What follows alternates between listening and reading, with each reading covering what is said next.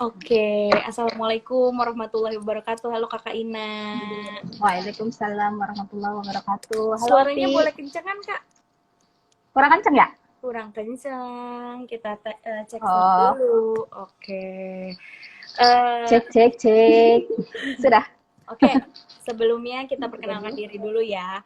Assalamualaikum warahmatullahi wabarakatuh. Saya Opi Waalaikumsalam. Oktaviana, host dari Gropet Sehat. Hari ini akan membahas tentang pemeriksaan kesehatan pranikah yang judulnya emang periksa kesehatan pranikah repot ya. Apa kebalik kata-katanya, pokoknya seperti itulah. Oke, sekarang ada narasumber kita, Tri Sakina AMD Kep, selaku penanggung jawab pelayanan Catin di Puskesmas Kecamatan Grogol Petamburan. Oke, Kak Ina, Iya. mulai ya, kita mulai pertanyaan ya. Kak, sekarang itu di DKI Jakarta harus wajib kudu fardu ain hukumnya untuk memeriksa kesehatan sebelum menikah. Bahkan itu menjadi persyaratan sebelum mengurus pernikahan. Boleh ceritain sedikit Betul. Kak prolognya Kak? Oke, terima kasih Opi. Di sini pengen menginfokan sebenarnya peraturan untuk pemeriksaan kesehatan ini bukanlah peraturan yang baru-baru banget sih gitu. Ini tuh sebenarnya sudah berlaku sejak sudah dimulai kurang lebih di akhir 2017 gitu. Cuma memang waktu di akhir 2017 ini gaungnya belum terdengar, belum terlalu menjadi syarat wajib. Kita hanya memang menghimbau, menyarankan kepada calon pengantin untuk melakukan pemeriksaan kesehatan terlebih dahulu. Kemudian setelah itu baru ada peraturan memang yang benar-benar dikeluarkan sehingga ini sudah menjadi wajib itu, yaitu peraturan Gubernur DKI Jakarta tahun nomor 185 tahun 2017. Nah, semenjak Pergub itu dikeluarkan, barulah kita gencar untuk mensosialisasikan kembali untuk pemeriksaan kesehatan atau screening kesehatan untuk calon pengantin ini. Gitu. Jadi seperti itu. Jadi Pergubnya itu sudah ada memang, sudah keluar di awal 2018. Oke, berarti dasar hukumnya adalah Pergub ya Kak ya? Betul Pergub sekali, nomor Pergub berapa? nomor 185 tahun 2017 mengenai konseling dan pemeriksaan kesehatan bagi calon pengantin. Oke, Itu 185 tahun 2017 ya. 2017. Ya. Oke.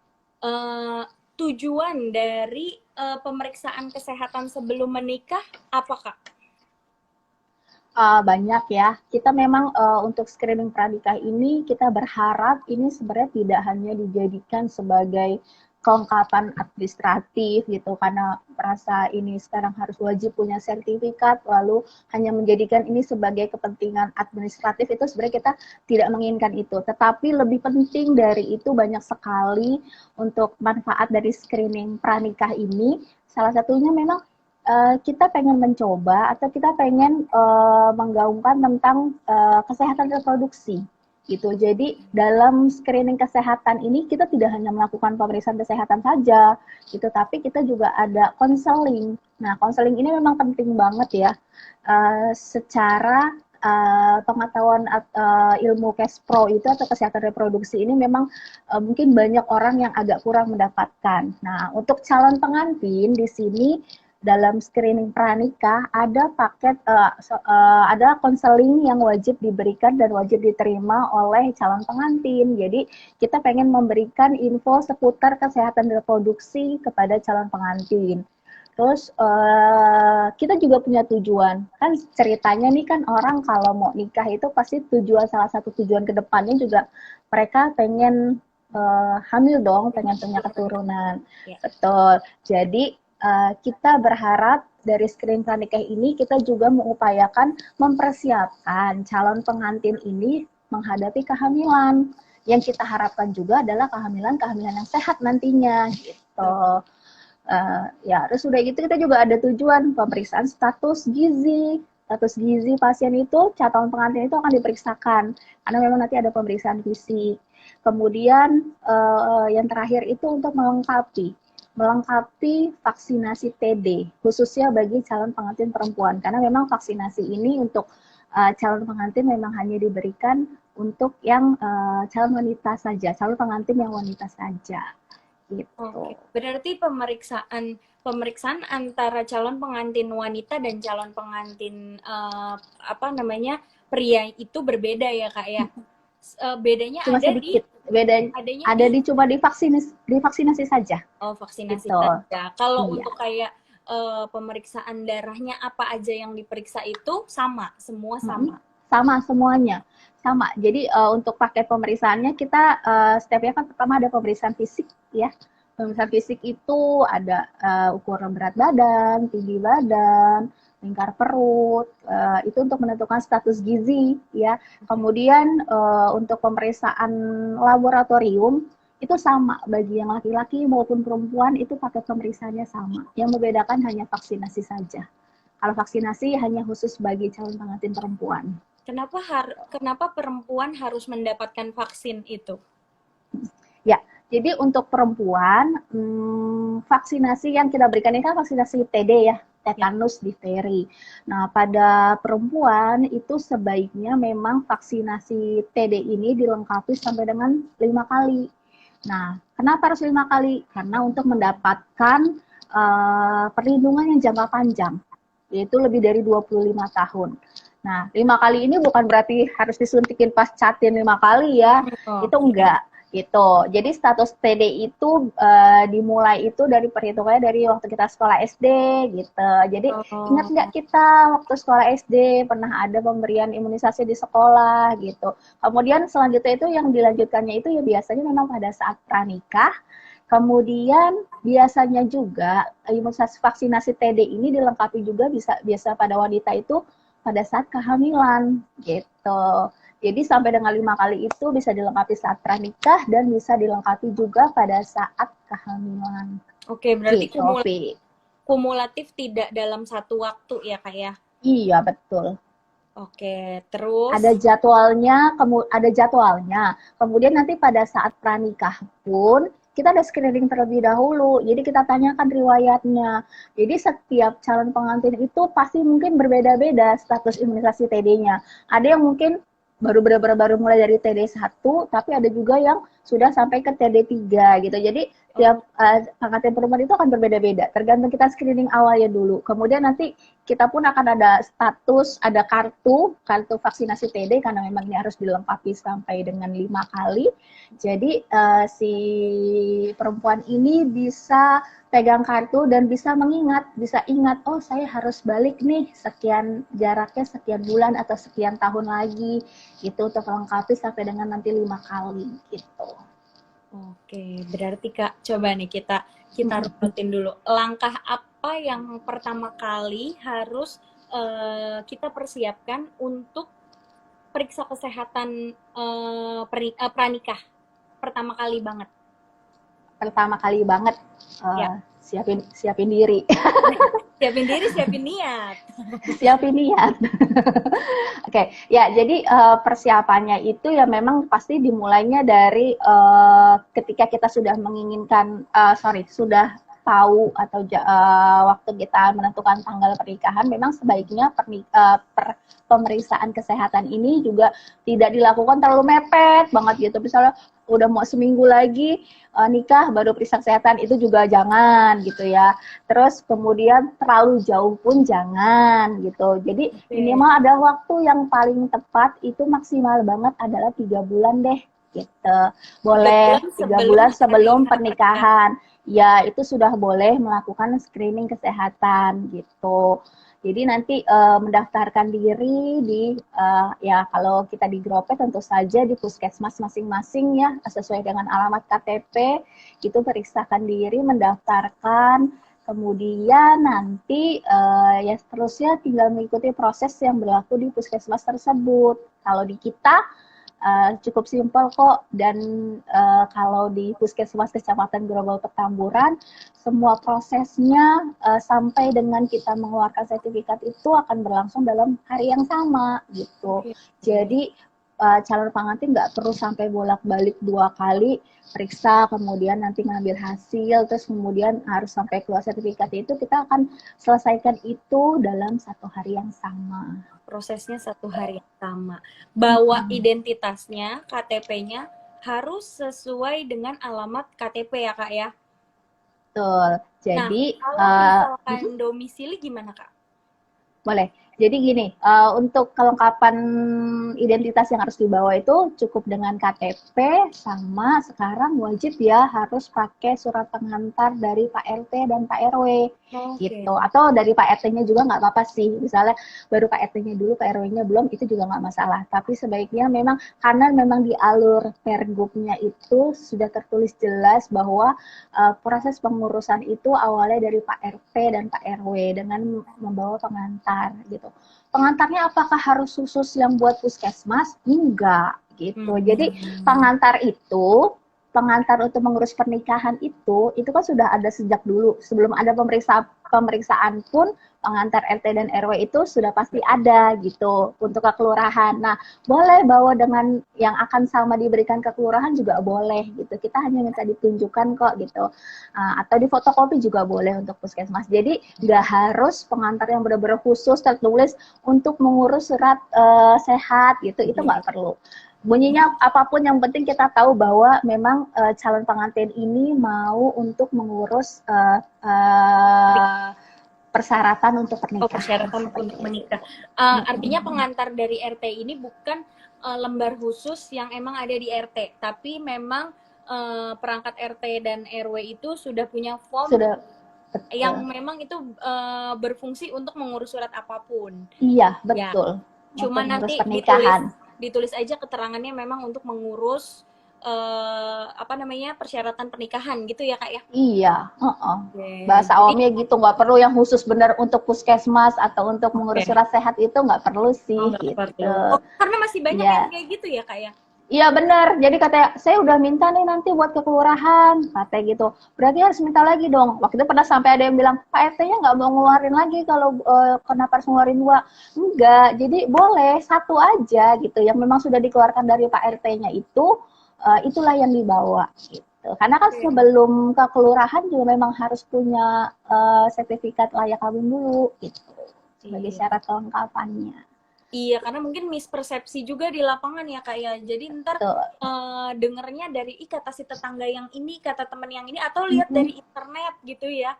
Jadi sebenarnya ke RT itu adalah minta pengantar untuk mengurus salah satu persyaratan dulu nih ya. Untuk mengurus pemeriksaan kesehatan, kemudian dibawa ke puskesmas bersamaan dengan KTP gitu ya, kemudian baru periksa kesehatan pranikah di puskesmas. Oke. Sip. Lanjut lagi Kak, kalau misalkan nih hasil udah keluar, misalnya kayak ya, misalkan aku sama pasangan menikah terus hasil keluar. Kalau misalkan hasilnya itu ada sesuatu yang memang dirasa janggal gitu Kak. Artinya, jangan-jangan ada salah satu yang diperiksakan terus jangan-jangan saya positif apa gitu Kak. Itu bagaimana ya? Jadi gini. Sebelumnya pemeriksaannya apa aja tadi Kak yang diperiksa? Pemeriksaannya pertama stepnya ada pemeriksaan fisik ya, yang tadi saya sudah sampaikan, timbang, tensi, tinggi badan, lingkar perut, itu untuk menentukan status gizi. Kemudian kedua, kita ada screening kejiwaan. Ya, screening kejiwaan itu nanti ada menggunakan form yang harus form SRQ, itu isian sederhana. Nanti ada ada 29 pertanyaan di form SRQ itu yang harus dijawab oleh calon pengantin dengan jawaban iya atau tidak saja gitu, yang dirasakan dalam 30 hari terakhir.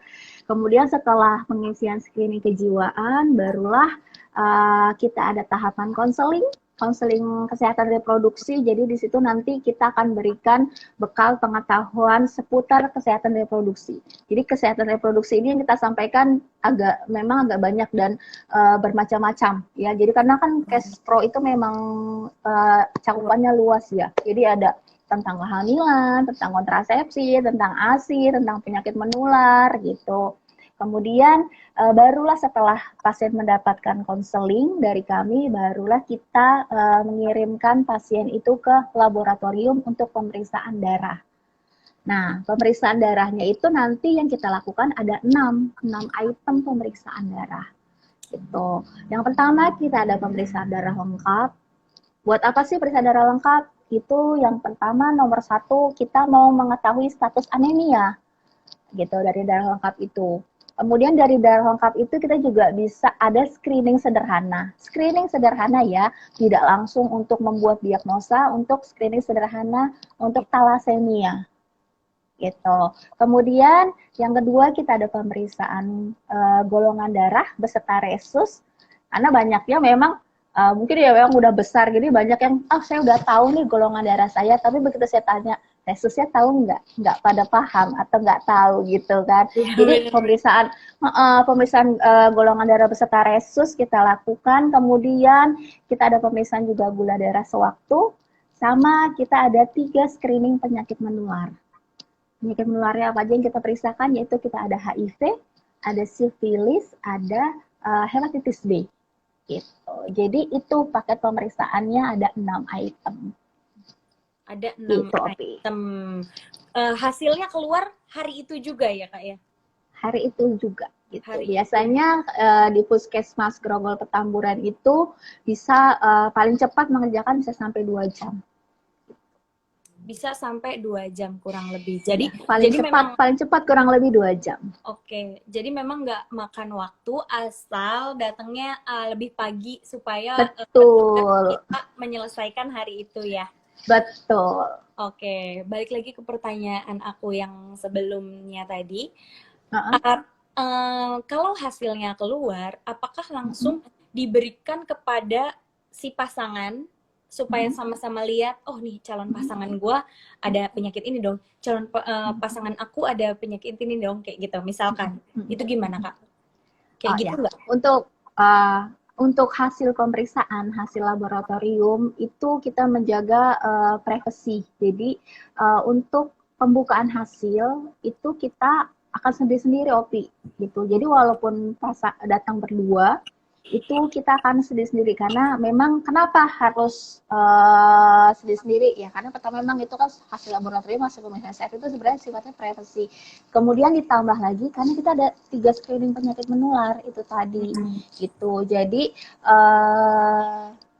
hasil screening, hasil pemeriksaan laboratorium, mau hasilnya baik atau kurang baik, bahkan tidak baik sekalipun, itu pasti kita jamin kerahasiaannya termasuk kepada pasangan.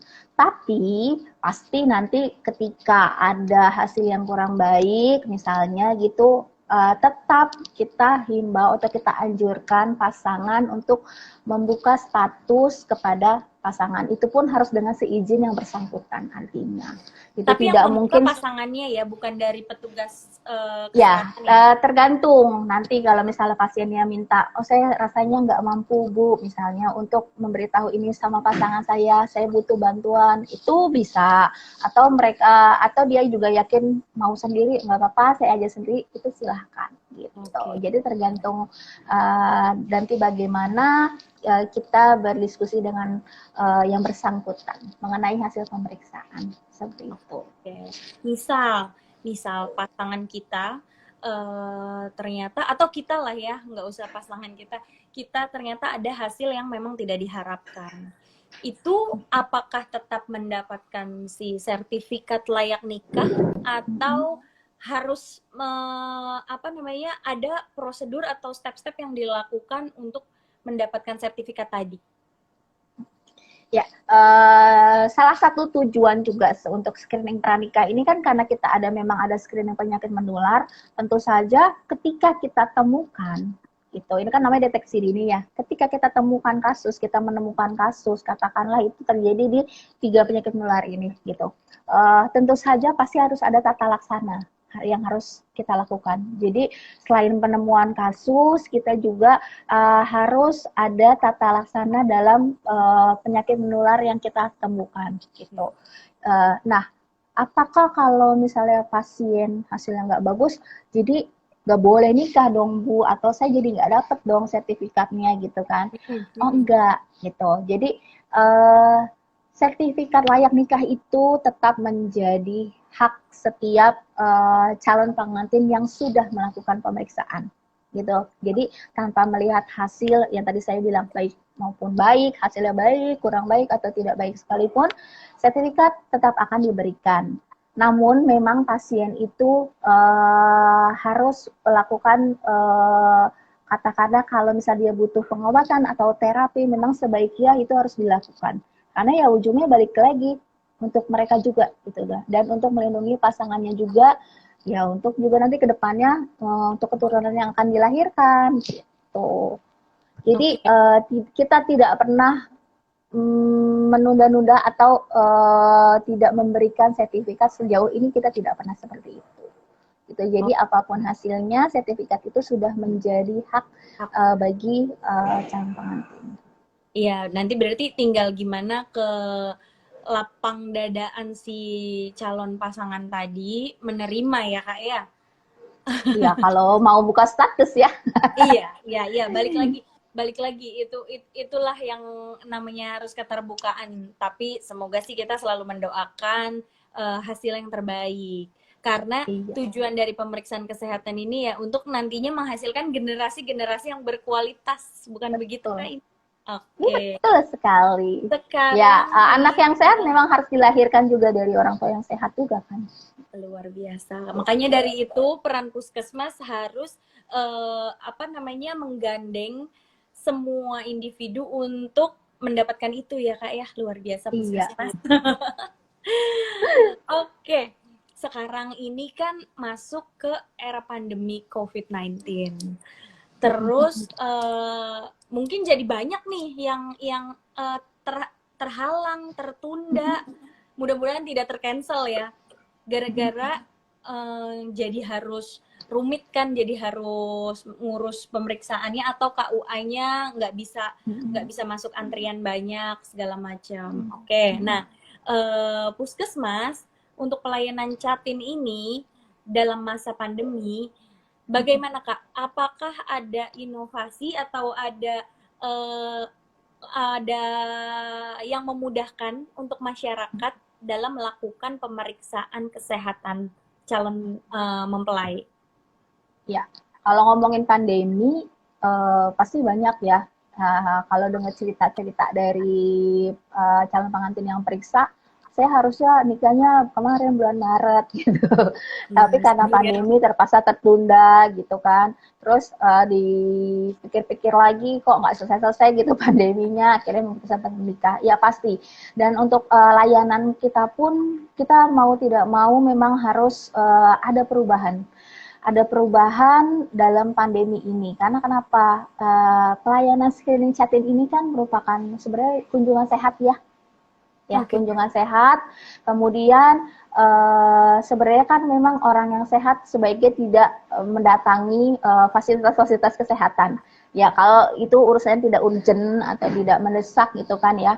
Tapi kan ya kalau mau nikah itu dianggap jadi mendesak juga ya, karena kan menjadi syarat wajib juga gitu. Ya jadi tapi kita tetap berupaya. Sejak awal pandemi ini pertengahan Maret, layanan Catin di Puskesmas Grogol Petamburan itu tidak pernah menutup layanan sama sekali. Tidak pernah menutup layanan sama sekali, cuma memang kita ada himbauan gitu.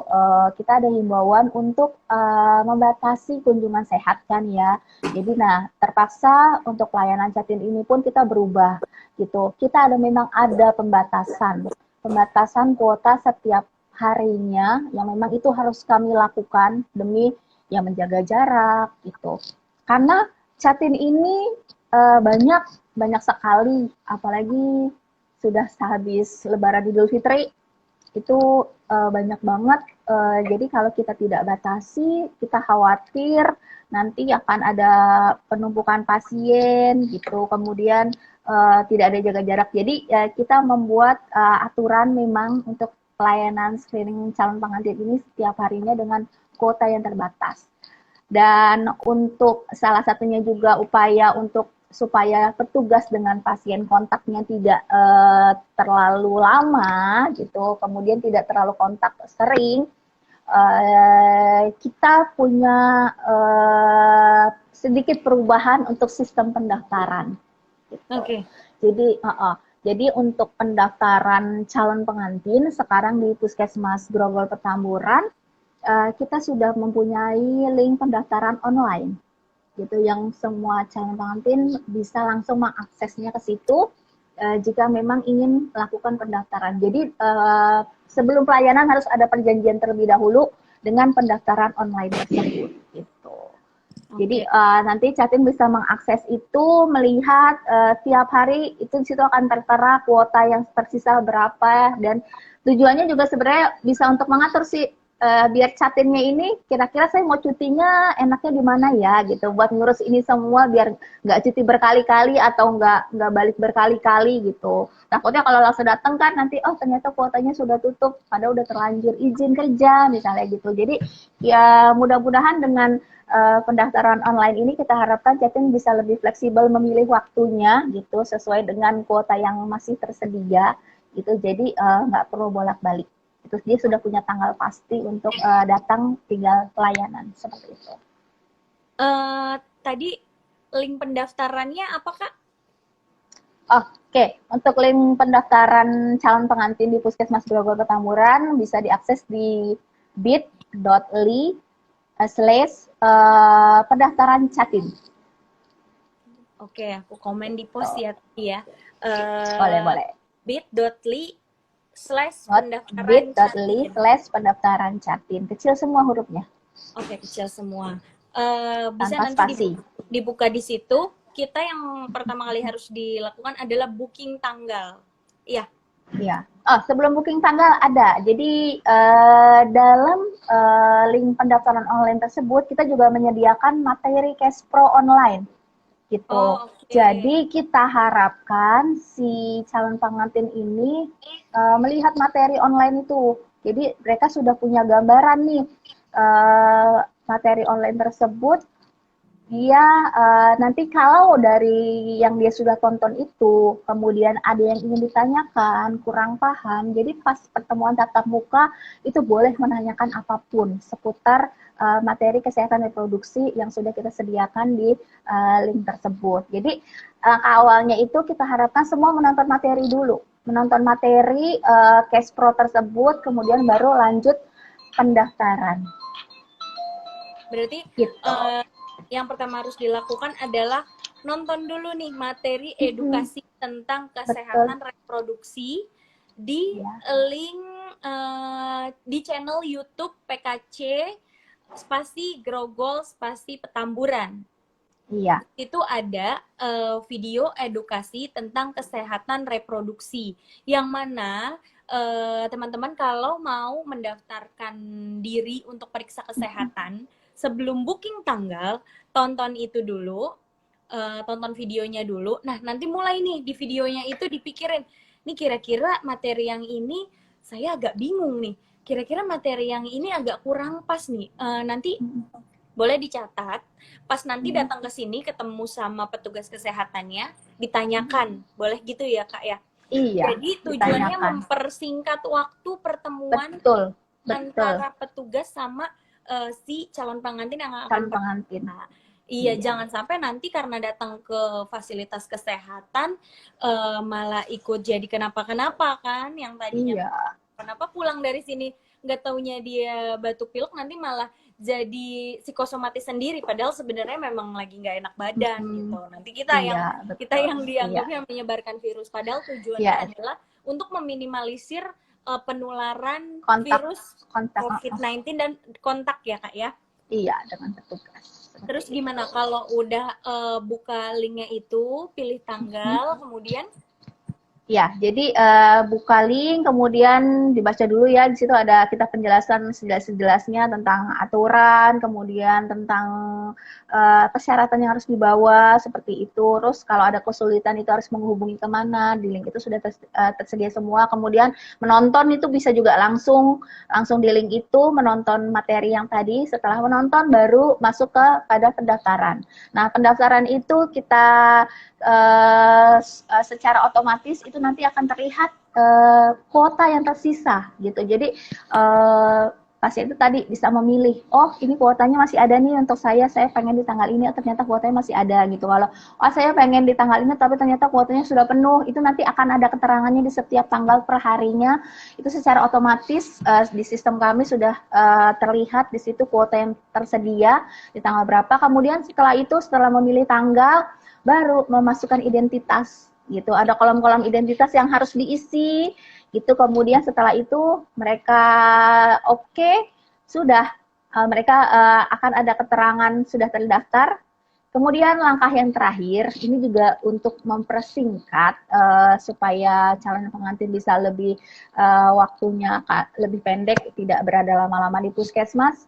Screening kejiwaan yang tadinya memang dilakukan di puskesmas itu juga dilakukan di link tersebut. Jadi setelah mereka sukses melakukan pendaftaran, mereka juga akan mengisi kuesioner atau pertanyaan dari form SRQ yang tadi, yang 29 pertanyaan, itu mereka bisa langsung jawab di situ.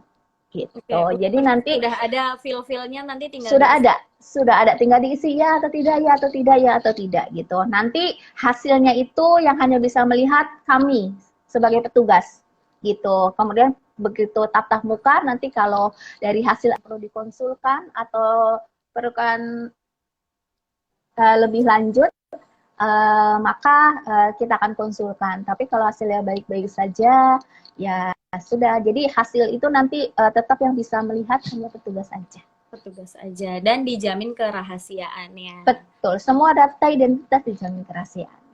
Tapi jangan salah persepsi. Link itu tadi bukan untuk mewakili keseluruhan pemeriksaan, hanya untuk menggantikan pendaftaran. Jadi maksudnya gini, teman-teman, kadang kita datang ke puskesmas itu, misalkan datangnya udah seringan, jadi pasangan itu datang pas jam makan siang, iya nggak sih? Nah ternyata pas jam makan siang itu kan sudah jam 12, jam 1. Sementara kita tuh memang bisa menyelesaikan di hari yang sama dan kuotanya pun sudah habis gitu kan. Artinya mereka jadi datang, besokannya dia datang lagi. Kira-kira kapan nih waktunya saya periksa? Nah, itu adalah yang diwakilkan dari link bit.ly slash pemeriksaan catin itu ya. Bukan untuk menggantikan pemeriksaan darah, itu akan tetap dilakukan. Yang pasti teman-teman tahu kapan datang ke puskesmas tanpa memikirkan lagi untuk antri-antrian. Oke. Emang kuotanya sehari berapa, Kak? Sehari sekarang saat ini kita batasi di 15 15 pasien. Iya. Alasannya?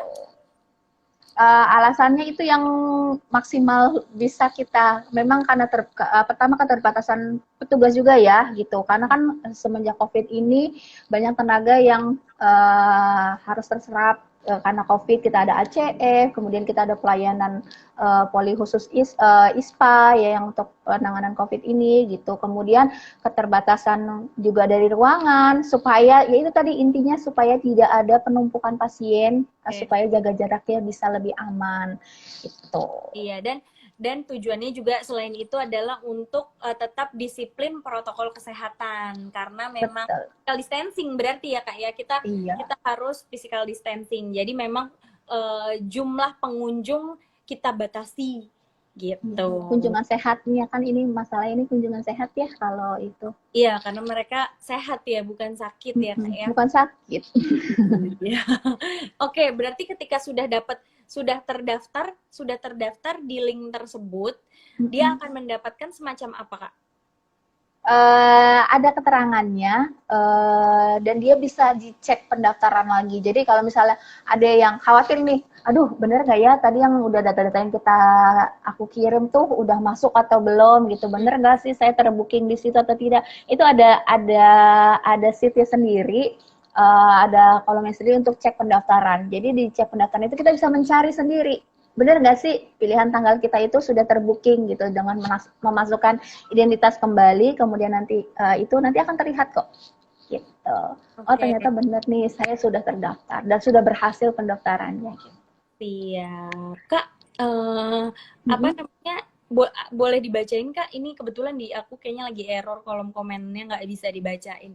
Ada Iya, yang nanya ini nggak nih Kak? ada yang nanya, kalau yang apa, kalau yang itu sendiri KTP non DKI ya. Iya, gimana?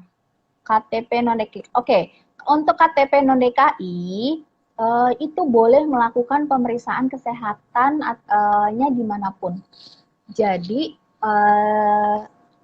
sorry, ya. Jadi untuk KTP non DKI boleh melakukan pemeriksaan kesehatan. Oke, boleh melakukan pemeriksaan kesehatan di puskesmas manapun. Jadi seluruh puskesmas DKI Jakarta itu menerima pemeriksaan Jatim dengan KTP non DKI gitu. Tapi kalau misalnya kebetulan pasangannya, oh pasangan saya di Growol Petamburan, ya boleh gitu. Memang ada sedikit perbedaan yang KTP DKI dengan non DKI. Oke. Beda sih cuma satu, dari segi pembiayaan gitu. Jadi untuk pemeriksaan calon pengantin ini, untuk yang ber-KTP DKI Jakarta, itu pemeriksaannya semuanya free, alias bebas biaya, alias gratis gitu. Tetapi kalau untuk yang non DKI, memang ada dikenakan biaya. Tapi biaya tersebut itu sudah juga diatur dalam Perda. Jadi kalau kita bandingkan dengan pemeriksaan di luar, premarital check up yang ada di rumah sakit atau mungkin lab swasta lainnya, itu jauh lebih murah di puskesmas memang. Tapi tetap perbedaannya ada di segi pembiayaan bagi yang ber-KTP DKI maupun non DKI. Jadi dari segi pembiayaan saja ya, kalau pakai pemeriksaannya semuanya sama gitu. Boleh tahu biayanya berapa Kak? Biayanya, kalau biaya pastinya berapa, saya juga kurang paham. Tapi kisarannya ya, ini kisaran. Iya, kisaran. Kisaran terakhir yang saya tahu untuk di puskesmas itu mungkin tidak sampai 200.000. Yang Oke. jelas tidak sampai 200.000, masih di bawah, tapi di atas 100.000. Sip, kalau gitu. Nggak nyampe 200.000 untuk ngurus Oh, kesehatan iya. pranikah. Ada lagi Kak yang nanya Kak? Ini Aduh, ada mohon yang maaf. nanya nih. Oke. Ada yang nanya lagi, saya mau tanya, kalau pemeriksaan untuk penularan seksual, periksanya lewat darah juga atau gimana ya? Iya, jadi untuk pemeriksaan penyakit menularnya itu kan HIV, sifilis ya, HIV, di mana HIV, sifilis salah satunya, kenapa 3 penyakit itu yang diperiksakan untuk calon pengantin, salah satu alasannya adalah ya karena memang mereka itu, tiga-tiganya itu penyakit menular, jelas ya. Kemudian salah satu cara penularan dari ketiga penyakit tersebut memang salah satunya adalah lewat hubungan seksual gitu. Dan pemeriksaannya seperti apa? Sama. Jadi pemeriksaannya semua melalui darah gitu. Jadi tidak ada pemeriksaan lain, urin kah? Urin juga nggak ada. Jadi kita mungkin hanya pemeriksaan darah saja yang 6 item tersebut gitu. Oke. Ini ada lagi Mbak Opi yang nanya, oh ya, untuk yang pemeriksaannya apakah harus di puskesmas? Oke. Jadi untuk yang mau nikah, pemeriksaan apakah wajib di puskesmas? Sebenarnya tidak. Jadi pasien itu atau calon pengantin itu boleh melakukan pemeriksaan dimanapun, gitu, Klinik swasta, bebas. Ya, laboratorium klinik swasta gitu. swasta boleh, betul. Rumah sakit boleh, lab-lab swasta boleh. Asalkan item-item yang 6 tadi terpenuhi. Artinya pemeriksaan yang dilakukan di luar itu sama dengan item-item pemeriksaan yang dilakukan oleh puskesmas. Gitu. Tapi Jadi mereka akan kalau mengeluarkan misalnya sertifikat itu nggak Kak? Ya, jadi untuk pemeriksaan boleh di mana saja ya, tadi saya bilang. Tapi untuk saat ini memang yang baru bisa mengeluarkan sertifikat itu baru puskesmas gitu. Jadi langkahnya kalau mau periksa lab di luar itu pasien boleh datang dengan membawa hasil yang sudah ada di pemeriksaan di luar tadi.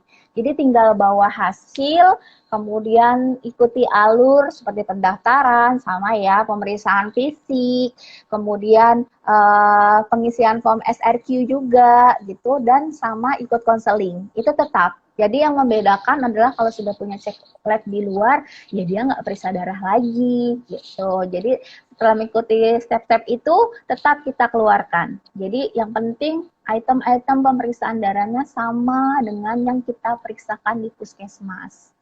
Gitu. Oke, berarti kalau yang emang mau periksa di luar puskesmas juga boleh ya? Boleh, boleh. Oke, ini Oh iya, untuk satu lagi Opi, iya. untuk yang pemeriksaan di luar, uh, itu yang kita terima adalah masih tetap ada masa berlakunya ya, gitu. Oh iya, Jadi berapa lama? nggak yang, iya, nggak yang pemeriksaan udah lama dipakai itu nggak. Kita masih kepada masa berlaku. Jadi kalau hasil pemeriksaannya masih dalam 3 bulan terakhir itu bisa kita terima. Tapi kalau sudah lebih dari 3 bulan, ya kita harus periksa ulang. Oke, menjawab pertanyaan dari Novi Henggo ya. Iya. Oke, ini ada yang nanya, Kak, ceknya di mana Kak? Kalau kita mau ngeliat udah terdaftar dari Dahlia Perwati 14. Ya, kalau sudah terdaftar itu tadi di menu cek pendaftaran. Jadi dalam link itu ada menu home, ada menu cek pendaftaran. Kalau memang sudah mengisi semua identitas, kemudian sudah sampai selesai, kemudian klik aja menu cek pendaftaran. Di situ nanti harus ada nick yang harus dimasukkan dan lain-lainnya. Kemudian tinggal cari gitu. Kalau misal memang sudah berhasil ngebooking tanggal, di situ akan keluar. Tapi kalau tidak ditemukan ternyata misalnya coba diperhatikan lagi apakah ada kesalahan pengisian identitas. Karena salah masukin misalnya kayak kemarin juga ada kejadian. Ternyata calon pengantinnya kelebihan masukin nomor NIK. Jadi Oh, nicknya harusnya 16, dia kelebihan 1 angka, kemudian dia sudah merasa sudah berhasil untuk mendaftar, kemudian begitu pas dicek menu pendaftaran, nick nggak yang ada. dia masukkan yang 16 angka itu jadi kok nggak ditemukan ya, apa jangan-jangan belum terdaftar gitu. Jadi benar-benar dipastikan hati-hati sekali mengisi identitas gitu, benar-benar harus dilihat lagi gitu biar nggak salah, biar nggak rancu gitu, karena salah satu beda dikit aja itu pasti nanti dicek menu pendaftaran itu nggak keluar. Jadi benar-benar harus sama yang kita isi di identitas awal dengan di menu cek pendaftaran. Iya, jangan sampai salah kelewatan satu satu type aja itu bisa berpengaruh banget ya. Iya. Iya, oke. Ada lagi Kak? Yang itu kayaknya nggak ada ya? Kayaknya nggak ada. Oke, nah berhubung waktu juga nih. Oh iya, ada nih terakhir deh, boleh? Kalau misalkan bawa hasil pemeriksaan dari luar, apakah daftarnya juga harus nunggu kuota atau bisa datang aja? Dari Novi Henggo lagi nih dia lagi mau ngurus pernikahan nih kayaknya nih kayak soalnya Iya saya lihat kayaknya ya. dia Penasaran. pertanyaannya Semangat banget. lumayan Nanyanya banyak beredar. ya. Oke. Nggak apa-apa. Oke. Kalau yang udah punya tetap harus sekarang tetap harus pendaftarannya semua melalui online. Oke. Tetap harus Artinya berarti booking tanggal. berarti artinya itu mempersingkat waktu untuk pemeriksaan darah tadi, pemeriksaan tes apa namanya penyakit menular tadi, ya kayak gitu ya Kak ya. Oke, Iya. berarti Novi terjawab ya dan teman-teman yang lain yang tadi sudah nanya, semoga terwakilkan semuanya pertanyaannya. Tapi kalau misalkan mau tanya lebih lanjut lagi, silakan DM atau silakan hubungi call centernya kita yang ada di bio, silakan. Terus kalau misalkan bingung-bingung juga, jangan ragu untuk bertanya. Jangan pernah ragu untuk periksa kesehatan sebelum menikah. Karena itu semua pasti ada manfaatnya. Yang tadi sudah dijelaskan dari Bidan Trisakina. Oke, Kak Ina, ada lagi yang mau disampaikan? Atau Oke, kalimat penutup boleh Kak? kalimat penutup ya, boleh ya. Jadi untuk para calon pengantin diharapkan sekarang mulai benar-benar membuka diri dan membuka pikiran bahwa memang screening kesehatan ini penting banget loh dilakukan gitu, penting banget dilakukan. Bahkan saya pribadi pun ya dulu waktu menikah nggak ada ya kayak gini-gini gitu, tapi pas begitu tahu ini ada menjadi program wajib di DKI Jakarta, wow, luar biasa sekali gitu. Memang benar-benar ya menikah itu kita dengan pasangan kita sebenarnya tidak pernah bisa tahu secara pasti kita maupun pasangan kita benar-benar sehat atau tidak sebelum kita melakukan pemeriksaan kesehatan.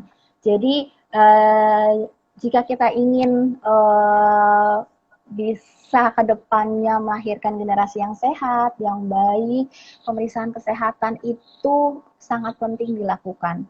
Jadi kalaupun ada sesuatu hal yang tidak diharapkan atau tidak di luar ekspektasi yang diharapkan, kita sudah tahu, kita sudah mendapatkan informasi, edukasi, karena memang itu banget yang pengen kita tekankan sama calon pengantin. Jadi yang dikatakan layak, sertifikat layak nikah itu bukan sekedar oh Anda sehat, Anda layak menikah, bukan. Tapi ketika Anda kondisinya dikatakan juga ya tadi kurang baik pun Anda sudah tahu, Anda sudah mendapatkan informasi, Anda sudah mendapatkan edukasi, Anda sudah mendapatkan tata laksana dari petugas kesehatan, maka itu tetap dikatakan Anda layak untuk menikah. Jadi Anda tahu bagaimana penyakit ini bisa saya atasi, bagaimana saya harus bersikap dengan penyakit yang ada dalam diri saya jika memang ada, dan bagaimana caranya yang terpenting ketika